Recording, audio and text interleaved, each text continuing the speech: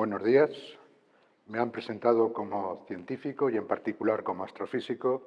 A mí me gustaría presentarme como una persona con una enorme curiosidad y con una pasión por comprender el mundo que me rodea y el universo en el que estamos inmersos. Pero comprender las cosas requiere muchas veces ir mucho más allá de lo que vemos delante de nuestras narices. Necesitamos instrumentos, necesitamos un método, necesitamos una manera de comunicarnos con nuestros colegas y confirmar nuestros resultados. Solamente de esa manera, yendo más allá de lo que nos dicen nuestros sentidos, podremos comprender por qué se formó hace 4.500 millones de años el Sol y la Tierra, de qué estamos hechos, por qué estamos aquí. Podemos incluso intentar responder a preguntas de ¿estamos solos? Voy a intentarle transmitirle mi pasión por ese universo que al final para mí es un universo de átomos, estrellas y moléculas. Hace 2600 años, en la Grecia clásica, surgieron una serie de pensadores que introdujeron lo que es hoy en día el método científico, el uso de la razón, simplemente la razón, la observación e intentar explicar las cosas no porque ocurren, porque lo digan los dioses, no, las cosas ocurren porque hay unas leyes y esas leyes las tenemos que descubrir. Filósofos como Aristóteles, Pitágoras, Anasímenes, Tales de Mileto, Arquímedes, hicieron contribuciones enormes hace 2600 años. Matemáticas, trigonometría, se descubrió el principio de Arquímedes, Pitágoras estableció una de las fórmulas más simples y más bonitas, a cuadrado más b cuadrado igual a c cuadrado, algo conceptualmente maravilloso. Simplemente los griegos lo que hacían era poner de una manera abstracta, a través de la razón, el saber acumulado por la humanidad durante miles de años. Había información que venía de las civilizaciones egipcias y mesopotámicas. Esos 2600 años, necesitamos otros 2000 años más para que ese método científico llegase a una explosión, a una revolución. Durante esos 2000 años, una buena parte estuvo bajo el reino del oscurantismo, pero hacia el año 1600 surgió una enorme revolución, por un lado Copérnico, por otro lado Kepler y sobre todo Galileo.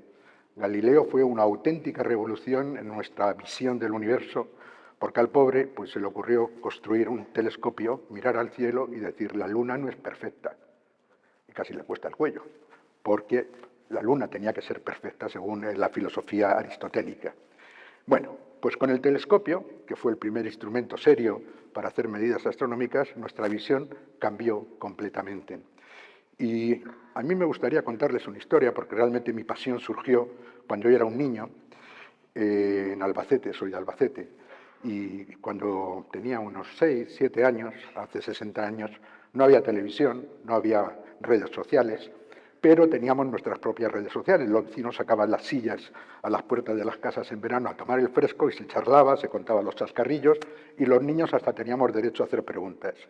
Y como vivíamos en una zona de gente de bien pero pobre, pues la calle no estaba ni asfaltada ni iluminada y cuando mirabas al cielo veías estrellas, cosa maravillosa. Y yo preguntaba, ¿qué son eso? Y los mayores me respondían, son estrellas. Y yo decía, ¿y por qué brillan? Pues porque tienen fuego. Y yo, en mi ingenuidad, decía, ¿y quién le echa la leña al fuego? Porque eso parece que brilla mucho tiempo. La respuesta de mis mayores era, algunos, no seas irreverente niño, las cosas son así, y otros, un poco más leídos, me decían, es que es como una bomba atómica. Eso despertó mi curiosidad y durante toda mi adolescencia, y luego ya mi juventud, claramente tuve una vocación de intentar comprender las cosas. Y a mí me gustaría que cerraseis un momento los ojos, que imaginaseis que estamos en La Mancha, en una llanura de horizontes infinitos, una noche de verano, mirando al cielo y viendo la Vía Láctea. ¿Qué es lo que veríamos?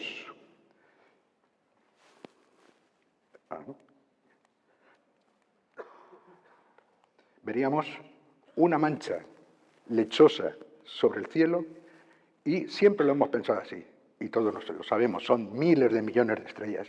Pero si os fijáis bien, a simple vista, sobre ese fondo lechoso, que le da nombre a la Vía Láctea, hay unas manchas oscuras. ¿Qué son esas manchas oscuras? Son los objetos que yo estudio con mis instrumentos. Todo empezó porque, claro, hay estrellas. ¿Y cómo se forman las estrellas?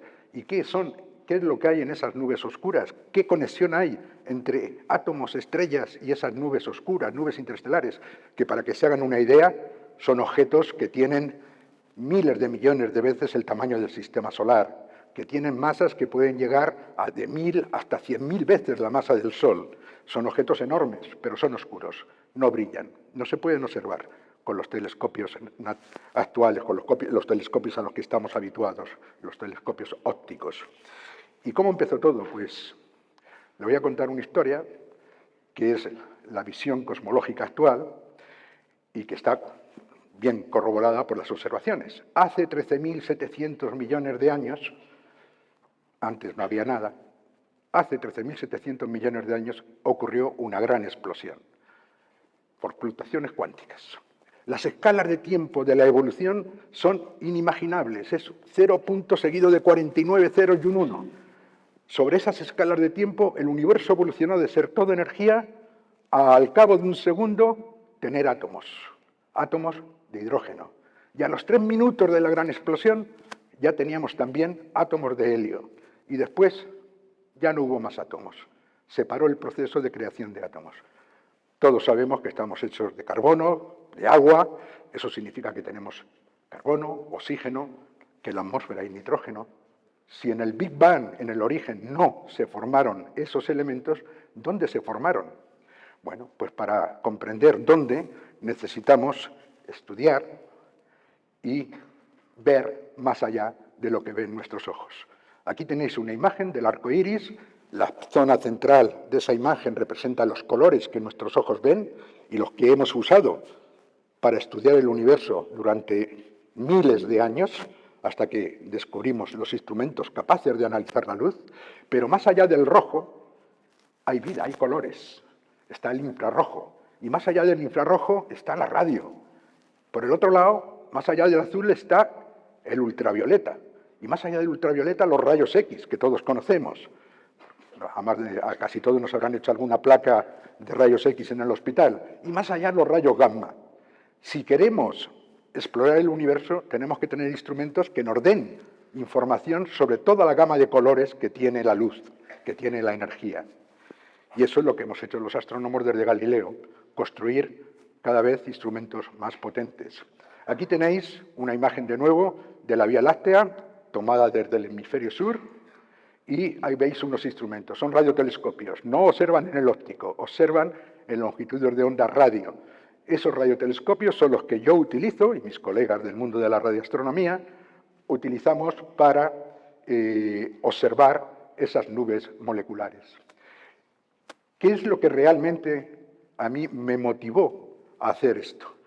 Pues, como os dije desde el principio, tenía una curiosidad desde mi niñez por el fuego de las estrellas, pero cuando estudié físicas, y estudié físicas gracias a que mi profesor de matemáticas en COU me dijo, no hagan matemáticas, haz físicas que tienen más salidas. Bueno, hoy en día los matemáticos también tienen muchas salidas. Yo hice física teórica, no hice astrofísica, pero todos en la vida tenemos momentos en que se nos cruza alguien que puede cambiar nuestro futuro y nuestra forma de ver las cosas. A mí se me cruzó una persona, cuando yo ya estaba trabajando en la universidad en el año 78, se me cruzó una persona que me ofreció, vino a mi despacho y me dijo, quería ofrecerte la posibilidad de ir a París a hacer una tesis doctoral. A mí ya París, aquello ya me puso, encendió todas las lucecitas, y luego me dijo que sería para hacer astrofísica. Yo le dije, mire, yo he hecho física teórica, yo no he hecho astrofísica. Dice, no, pero tiene mucho que ver con la física teórica porque vas a observar moléculas y vas a observar con radiotelescopios. Que aquí en Lleves, porque era el director del observatorio de Lleves, aquí en Lleves estamos construyendo un radiotelescopio para observar moléculas. Y yo me animé, y el día 11 de enero de 1979 desembarqué del Puerta del Sol. Algunos de vosotros no sabéis lo que era eso, pero era el tren que iba de Madrid a París, que tardaba 24 horas. Desembarqué con 2 maletones enormes y 15 grados bajo cero y me dirigí al Observatorio de París. Y allí estuve 11 años, en los cuales desarrollé mi carrera. Hay muchas maneras de observar el cielo. Os decía que, en particular, los radioastrónomos utilizamos radiotelescopio. Tenéis uno aquí en la Alcarria, en el Observatorio de Lleves, que es un radiotelescopio de 40 metros. Lo que observamos nosotros con esos radiotelescopios es la emisión del mundo frío. Las estrellas están sumamente calientes y las podemos ver en el óptico. Los átomos hay que verlos con instrumentos de laboratorio.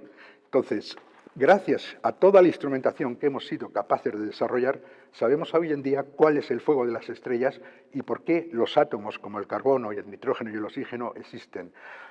Cuando se formó el Big Bang, unos 400 millones de años después, o unos 1000 millones, dependiendo de la teoría que enfoquemos y de los instrumentos que estemos utilizando, se formaron las primeras estrellas y las primeras galaxias. Hay billones de galaxias como la Vía Láctea. Y en esas estrellas ocurre un proceso que es el que hace que se alimente el fuego de las estrellas, que es la fusión nuclear. Rápidamente, en el corazón de la estrella, el colapso gravitatorio, la gravedad, tiende a colapsar completamente la estrella y en el centro aumenta la temperatura de tal manera que se inician las reacciones de fusión. Y consumimos hidrógeno para producir helio. Y cuando hemos consumido todo el hidrógeno, la estrella no tiene energía y colapsa. Pero al colapsar aumenta la temperatura de nuevo del centro y entonces hay energía para que se produzca una maravillosa reacción de fusión. El hidrógeno ha producido helio. Y cuando la temperatura alcanza unos 100 millones de grados en el corazón de la estrella, el helio más helio más helio da carbono. Carbono más helio da oxígeno. Oxígeno más otras partículas alfa o átomos de helio, da todos los siguientes elementos. Y así todos los elementos, desde el carbono hasta el hierro, se forman en el corazón de las estrellas. Cuando os dicen que somos polvo de estrellas, es verdad. Pero cuando las estrellas mueren, estamos hablando de polvo de estrellas, cuando las estrellas llegan a su última fase, que ya no tienen energía nuclear, la gravedad va a seguir comprimiendo, y cuando empieza esa reacción de fusión del helio, la estrella se expande, se llama una gigante roja. La temperatura en la superficie desciende a unos 2000 grados y en esas condiciones toda la materia se convierte en moléculas. Es curioso, moléculas que reaccionan entre sí para formar pequeñas partículas, pequeños granos de polvo que son inyectados al medio interestelar junto con una parte de la estrella ya enriquecida en materiales más pesados que el hidrógeno. Todo ese material va a formar esas nubes que vemos entre las estrellas, esas nubes oscuras. Y durante millones de años esas nubes van a evolucionar lentamente hasta que la gravedad consiga que la nube colapse y forma nuevas estrellas. Entonces, el proceso es Big Bang, producimos hidrógeno y helio, se forman estrellas, formamos carbono, nitrógeno, oxígeno, silicio, aluminio, hasta el hierro, y seguimos formando estrellas continuamente. Nuestro Sol nació hace 4.500 millones de años, con la Tierra. Y ahora mismo, en cualquiera de esos objetos que nosotros llamamos nubes oscuras, se están formando estrellas, y alrededor de cada estrella se está formando un disco. Y en ese disco está ocurriendo un proceso verdaderamente importantísimo, que es que esos granitos de polvo que fueron eyectados por las estrellas en sus fases moribundas, están coagulándose entre ellos, y de tamaños verdaderamente micrales empiezan a formar partículas de 1 milímetro, de 1 centímetro, de metros, de decenas de metros, de kilómetros, asteroides, cometas, planetesimales, y al cabo de un tiempo planetas. Esas nubes de polvo interestelares forman estrellas y sus planetas alrededor. Hoy sabemos que todas las estrellas tienen planetas alrededor. Se están formando continuamente. Y del material eyectado por las estrellas se forman nuevas estrellas y nuevos planetas. Y en particular los planetas rocosos como los que hay en el Sistema Solar, como Mercurio, Venus, la Tierra y Marte, se van a formar a partir de esos pequeños granitos de polvo. Somos polvos de estrellas, sí, en todos los sentidos, tanto a nivel del átomo como a nivel de las moléculas. ¿Y por qué es tan importante el observar moléculas? Eso es lo que yo hago, yo observo moléculas en el espacio, soy un cazador de moléculas, por decirlo de alguna manera, porque nos dan la posibilidad de determinar las condiciones físicas de esas nubes que se encuentran a cientos de años luz de nosotros. Tienen unas densidades bajísimas, pero observándolo, no observamos las moléculas como si estuviéramos con un microscopio. Vemos cómo las moléculas, billones, trillones de moléculas, cambian de velocidad de rotación. Y al hacerlo emiten luz. Y esa es la luz que nosotros detectamos con radiotelescopios como el de Lleves. Y la verdad es que uno, algunas veces, tiene que luchar contra, no los elementos, pero sí contra adversidades. Cuando uno quiere hacer una aportación novedosa, pues tiene que limitarse a lo que tiene y ser ingenioso. Y nosotros, con el radiotelescopio de Yebes de 40 metros, hace unos años iniciamos un proyecto que se llamaba Nanocosmos, financiado por Europa, muy bien financiado, para construir, con la ayuda de los ingenieros y los astrónomos de Yebes, un instrumento novedoso, único, que instalado en este telescopio nos pudiera permitir competir con nuestros colegas americanos, que tenían un telescopio muchísimo más grande, un telescopio de 100 metros, y que nos llevaban alguna ventaja en el tiempo. Esa imagen que ven de la Mancha es fantástica, es un cúmulo nimbo que podía representar una de nuestras nubes oscuras. Abajo tenemos el tamaño de los telescopios, por aquí a la derecha el 40 metros de Yebes y al otro lado el 100 metros de los americanos, y éramos como Quijotes, y así le llamamos al proyecto. Soy manchego y mi proyecto tenía que llamarse Quijote. Tiene un significado en inglés, el Quijote. Pero éramos Quijotes porque estábamos luchando verdaderamente en condiciones verdaderamente límites con respecto a otros colegas. Y nuestro instrumento empezó a funcionar en el año 2020, justo en plena pandemia. Todo el instrumento estaba completamente robotizado, yo estaba en mi casa confinado, mis colegas estaban en su casa confinados, pero podíamos recibir los datos, analizarlos, y conseguimos hacer algo que fue verdaderamente rompedor, simplemente por perseverancia y convicción de que teníamos razón, de que había muchas más moléculas de las que se conocían. En el año 2020 se conocían 200 moléculas en el espacio. En la Tierra hay billones, pero en el espacio es muy peculiar. Había 200. Se habían tardado 50 años en encontrar 200 moléculas. Gracias a la instrumentación que construimos en la colaboración entre científicos e ingenieros, en 2 años y medio detectamos 70 moléculas. Fuimos 10 veces más rápido que habíamos ido antes, con un telescopio que era más pequeño. Éramos auténticos Quijotes y la verdad es que nos sentimos como manchegos muy satisfechos de los resultados que teníamos. Y la verdad es que, ¿por qué es tan importante esas moléculas? Pues imaginar que se está formando un planeta en torno a una nueva estrella. Lo que va a condicionar si en ese planeta va a haber condiciones de vida algún día es la composición inicial del planeta y la composición inicial de su atmósfera. ¿Y cómo podemos estudiar eso? Con radiotelescopios, con instrumentos que hemos desarrollado mucho más potentes que los instrumentos que desarrolló Galileo. Hemos tardado 400 años desde la época de Galileo y hemos revolucionado completamente la ciencia. La ciencia nos domina por todos los lados y probablemente, allá arriba, mirar arriba, en algún sitio, tal vez habrá un padre o una pareja con sus hijos y los hijos le están preguntando ¿de qué son las estrellas? Y a lo mejor el padre todavía le responde pues son de fuego, o es una civilización mucho más avanzada y le da una explicación mucho más profunda que yo les he dado a ustedes. Muchas gracias.